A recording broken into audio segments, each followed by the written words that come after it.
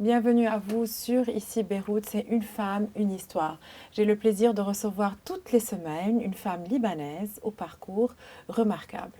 Aujourd'hui, notre émission est un peu particulière puisque nous recevons deux femmes, Pascal Habis et Zena Raphaël, cofondatrices du projet The Ready Hand.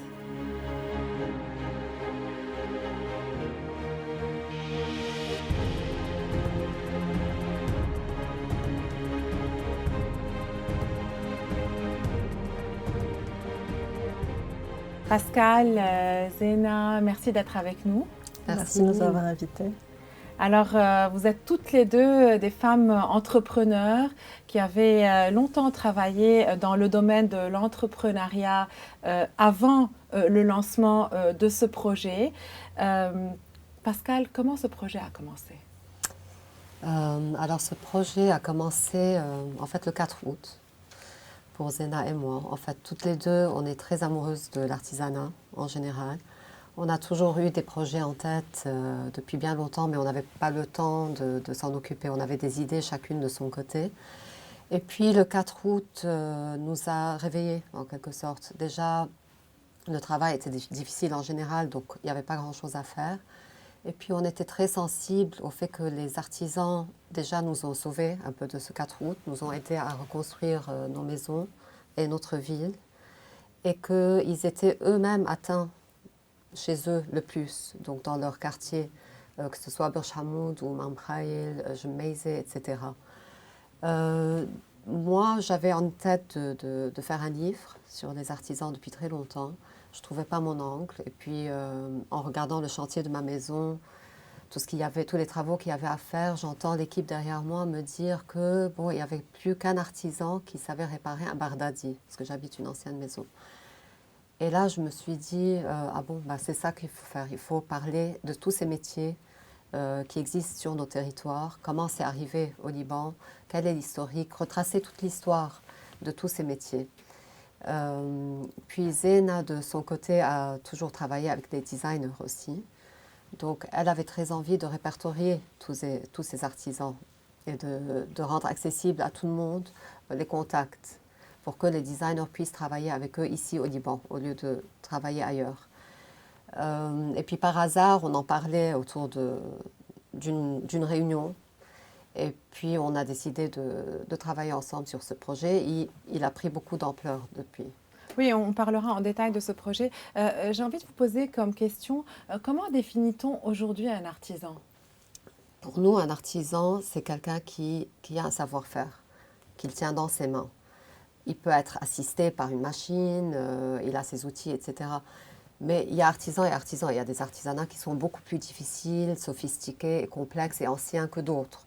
Mais tant qu'il y a un travail qui est fait à la main, qui demande un savoir-faire, et que ce n'est pas un produit de masse, donc c'est un produit d'une quantité assez limitée, c'est de l'artisanat. Donc ce qu'on montre sur la plateforme est très varié. Ça va d'un tricot à de la sculpture de bois, de marbre, le tissage. Mais tous ces gens-là travaillent de leurs mains. Zena, cela fait 3 ans que vous travaillez sur ce projet. Aujourd'hui, combien d'artisans y a-t-il au Liban? Alors, c'est difficile de dire combien il y en a. Je peux vous dire que nous, on en a visité déjà 600. Sur tout le territoire libanais, du nord au sud, est-ouest, évidemment avec beaucoup d'obstacles, parce que depuis qu'on a commencé, on a eu l'obstacle de l'essence qui était en pénurie, la situation, là on ne peut plus aller au sud, etc. Mais aujourd'hui, on en a déjà visité 600, mais on a une liste qui fait 3500. Mais on ne sait pas encore si les 3500 existent toujours, parce qu'en fait, on a essayé de glaner des databases à droite à gauche, un peu officielles, mais qui sont très anciennes, donc elles sont peut-être un peu obsolètes. Et nous, quand on fait ce qu'on appelle nos road trips, c'est-à-dire qu'on passe une journée à visiter plein d'ateliers, on s'arrête au hasard, on tombe sur un petit artisan qui est en train de travailler le métal, on s'arrête, on lui raconte ce qu'on fait. Et puis, s'il est d'accord, on l'ajoute à notre liste, on le filme, etc. Donc, on pense peut-être qu'il y en aura même plus que 3000, je ne sais pas. Et en fait, ma question c'est comment vous les découvrez? Alors, par plein de moyens. On a commencé par les amis architectes et designers qui partageaient avec nous des contacts. Ensuite, on a récupéré une ancienne liste du gouvernement, donc parfois elle est obsolète, parfois on trouve certains noms. Pendant les road trips, on s'arrête, voilà, on marche dans la rue, on découvre quelqu'un. Et puis maintenant, ce qui est assez génial, c'est qu'on a une communauté sur Instagram de 18 000 followers. Et maintenant, ce sont eux, à travers soit eux-mêmes, soit la nouvelle génération, leurs enfants, qui nous contactent pour savoir comment être sur la plateforme. Donc en fait, là où on peut récupérer des informations, donc pour les personnes qui nous regardent, vous n'avez qu'à consulter la page Instagram The Ready Hand. Vous découvrirez les artisans qui ont déjà été recensés jusque-là. Il y en a beaucoup d'autres. Par rapport au financement, Zena, parce que ça demande, il y a un coût aussi pour pouvoir créer cette database. Il y a forcément un coût, aller à la découverte de ces artisans, les mettre en valeur, créer ces vidéos et plus tard un livre dont on parlera avec Pascal. Comment vous faites? Alors déjà, c'est un coût assez conséquent parce que ça fait 3 ans qu'on travaille uniquement pour The Ready Hand. Donc déjà, on n'arrive plus à travailler pour nous, on ne touche plus de salaire ou quoi que ce soit. Donc déjà, ça, c'est le manque à gagner pour nous. On a commencé ce projet en le finançant nous-mêmes. Puis on a eu la générosité de la Fondation Philippe Jabre, la Fondation Robert Matta, de Jean-Luc et Sandra Ruiz et d'amis qui nous ont aussi apporté leur soutien financier. Et puis maintenant, on a été approché par un fonds allemand, donc ça n'a pas été encore confirmé, donc on espère qu'ils pourront nous soutenir. Et sinon, voilà, c'est Pascal et moi qui finançons le reste du projet.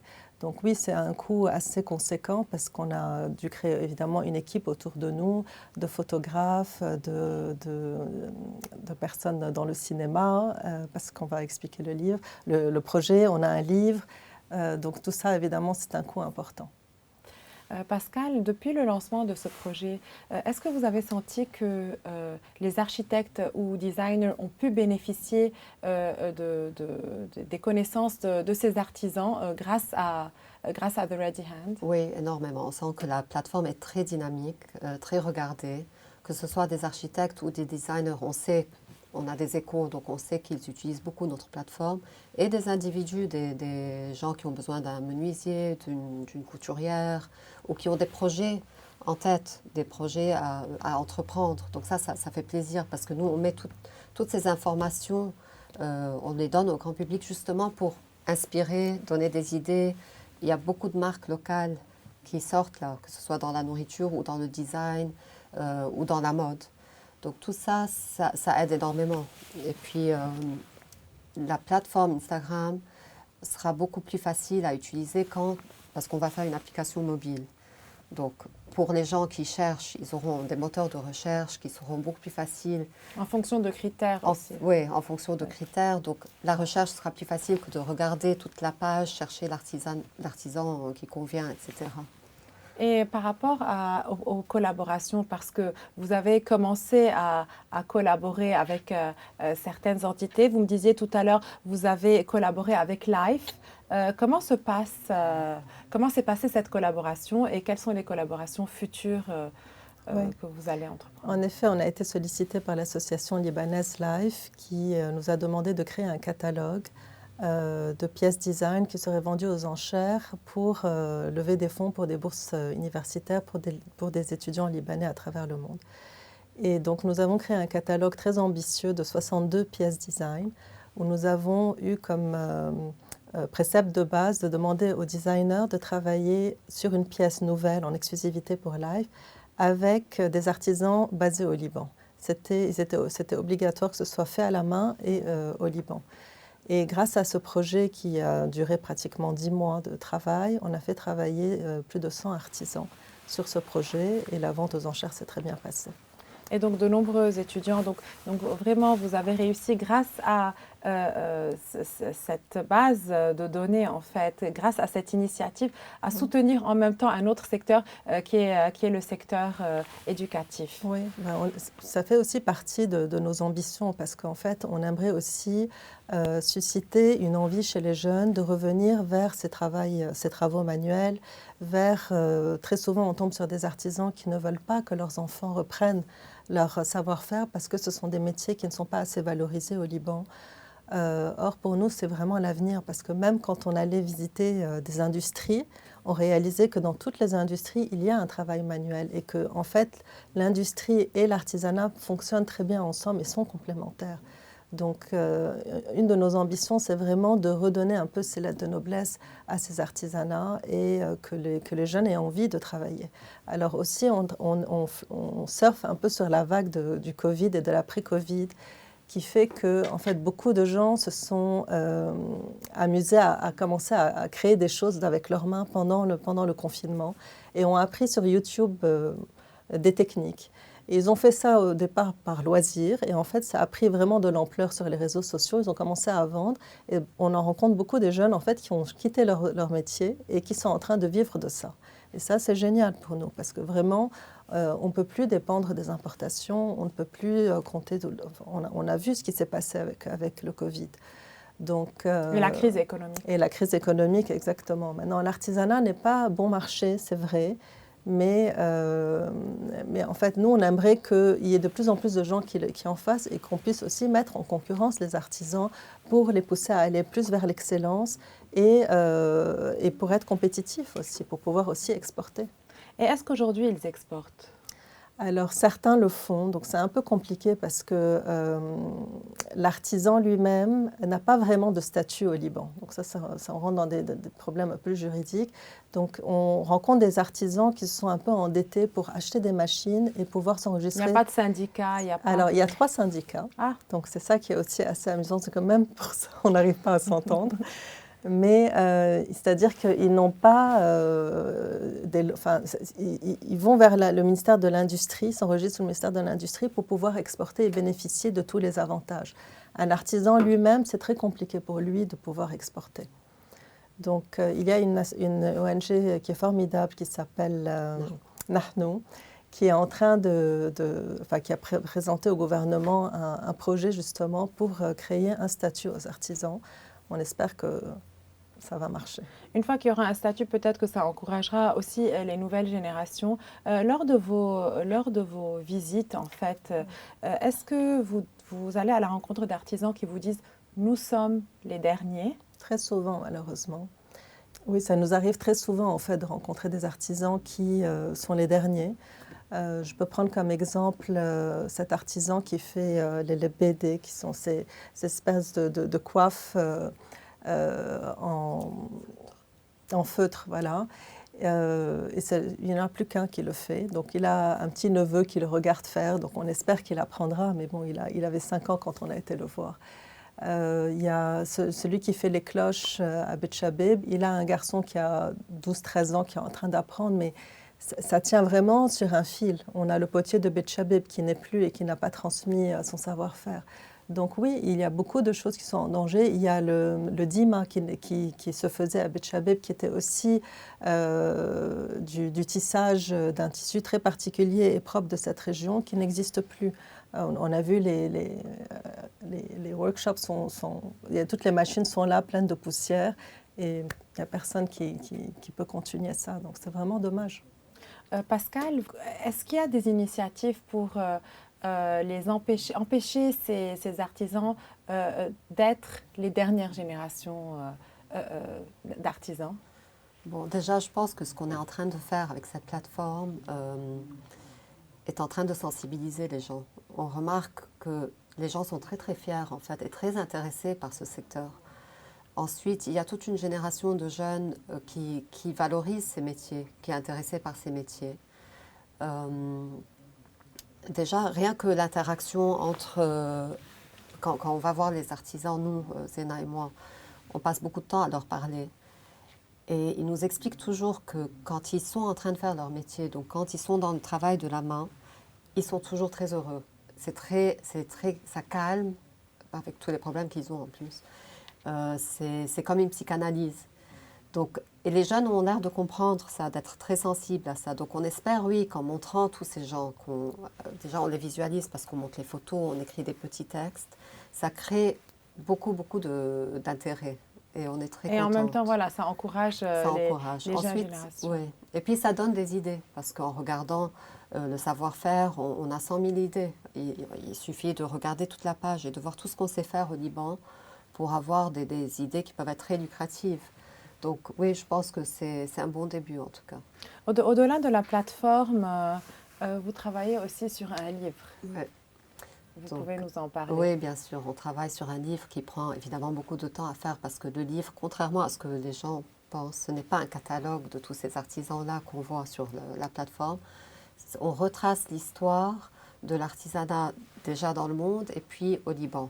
Et c'est très intéressant parce qu'en retraçant cette histoire, on retrace toute l'histoire du pays et du monde. Et on tombe sur des faits qui sont très intéressants et passionnants. Donc on fait beaucoup de recherches, on travaille avec un écrivain, Maria Bachour, qui a un PhD en histoire de l'art, qui nous aide à l'écrire. On est très content d'annoncer que la maison Hermès et Nicolas Herzouzi seront les mécènes de la version française de ce livre, parce qu'on fait ça en anglais et en français. C'est prestigieux. C'est très prestigieux, on est ravis. Et on travaille très dur là-dessus avec un très bon photographe, Tarek Mouaddim, qui est en train de prendre les photos, une illustratrice qui s'appelle une jeune Amy Chignard, qui nous fait des illustrations magnifiques, et Nathalie Elmire, qui est en train de travailler sur le graphisme. Donc c'est vrai que c'est un projet qui prend beaucoup de temps. Il sortira en 2025, mais on a hâte de le terminer et de le montrer parce que c'est un peu notre héritage culturel. Bien sûr. Ouais, et ce sera le premier livre, en fait, qui sera entièrement dédié à l'histoire de l'artisanat au Liban. Exactement. Dans tous les métiers, tous les créneaux. D'ailleurs, on l'a divisé par matière première. Donc, c'est tellement riche, en fait, l'artisanat au Liban. Donc, le bois, le métal, le textile, le cuir, tout ça. Donc, c'est un grand livre. Et on trouve que c'est une fondation pour le reste. Il faut documenter tous ces métiers. Il faut parler de notre histoire, de notre mémoire.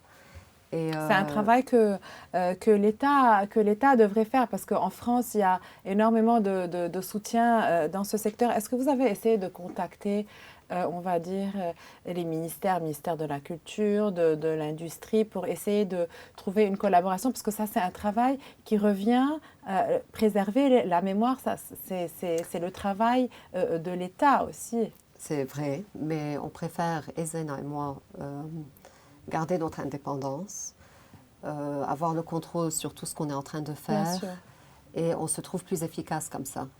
On travaille toutes les deux avec beaucoup d'acharnement, et depuis longtemps, on s'est imprégné de ce que c'est l'artisanat au Liban, parce que c'est très joli d'avoir un projet sur les artisans, mais si on ne va pas personnellement les voir, et là ça fait 3 ans qu'on va dans les ateliers, on passe à côté de quelque chose. C'est en leur parlant, en voyant ces ateliers, en respirant cette poussière et toutes ces odeurs avec eux, en communiquant avec eux continuellement sur 3 ans et bientôt 4 ans et 5 ans, qu'on arrive à écrire ce livre ou faire ce qu'on fait.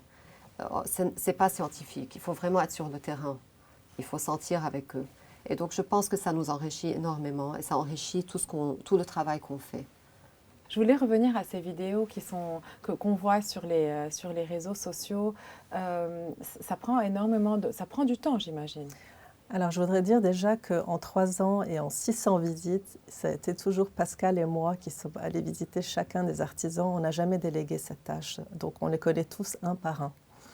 Je voulais aussi souligner le fait que la sidération des artisans quand on vient les voir, qui ne comprennent pas pourquoi on fait ça et qu'ils n'ont rien à payer, que c'est une publicité absolument gratuite pour eux, ils ne comprennent pas notre démarche et que justement il n'y a pas le gouvernement derrière nous, c'est vraiment une initiative privée de 2 jeunes femmes qui font ça. Et ça montre aussi à quel point ils sont délaissés en fait par ce gouvernement, par cet État. On a assisté, je fais une parenthèse parce que je trouve que c'est important de dire, on a assisté à des scènes assez sidérantes en fait. Je prends l'exemple de 2 frères qui sont tourneurs sur bois, qui sont à Barch Hamoud, qui devaient se lever à 2 heures du matin pour pouvoir bénéficier de 2 heures d'électricité pour pouvoir honorer leur commande. Donc il y a des choses comme ça qui sont ahurissantes et dont on est témoin. Donc c'est aussi une façon aussi pour nous d'être un peu leur porte-voix et vraiment de montrer, de mettre la lumière sur ces métiers qui ne sont vraiment pas mises en valeur.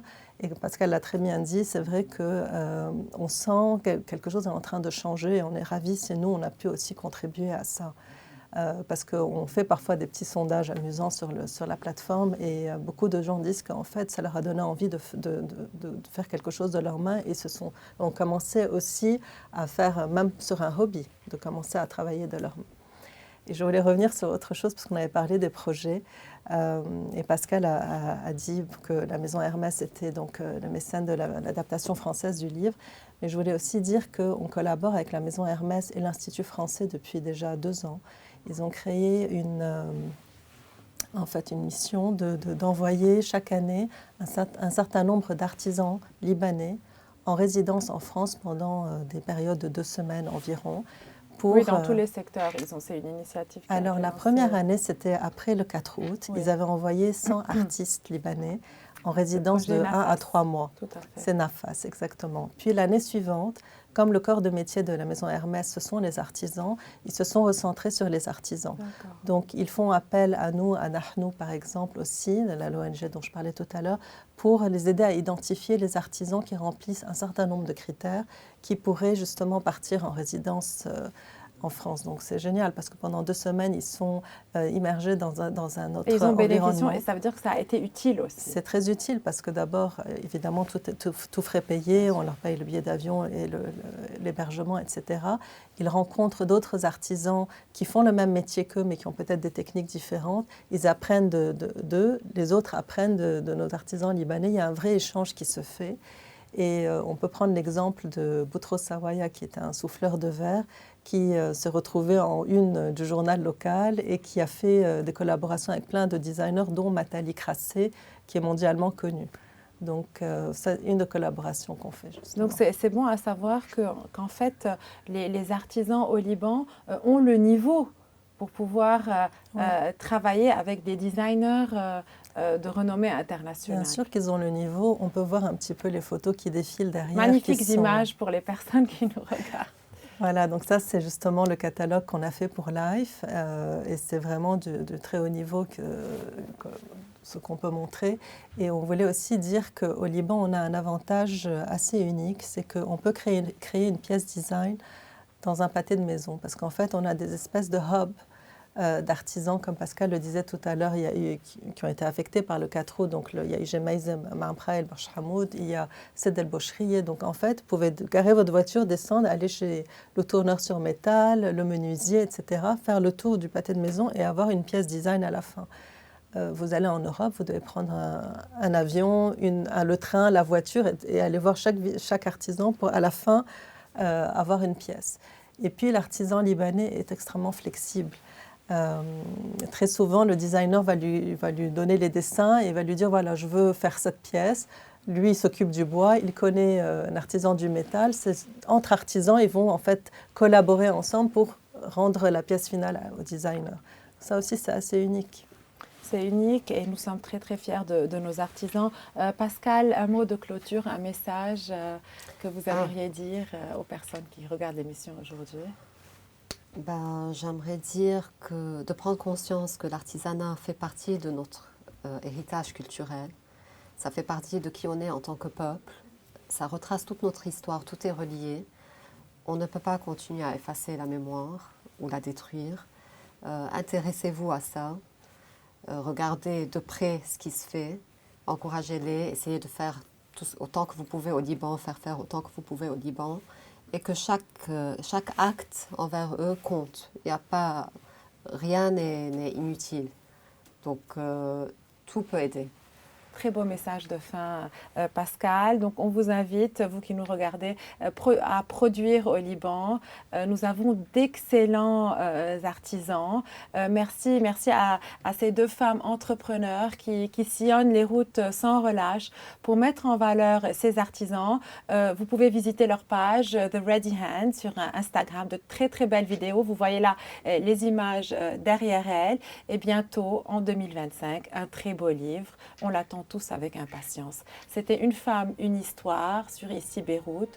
Vous pouvez nous retrouver sur notre site web et nos réseaux sociaux. À la semaine prochaine.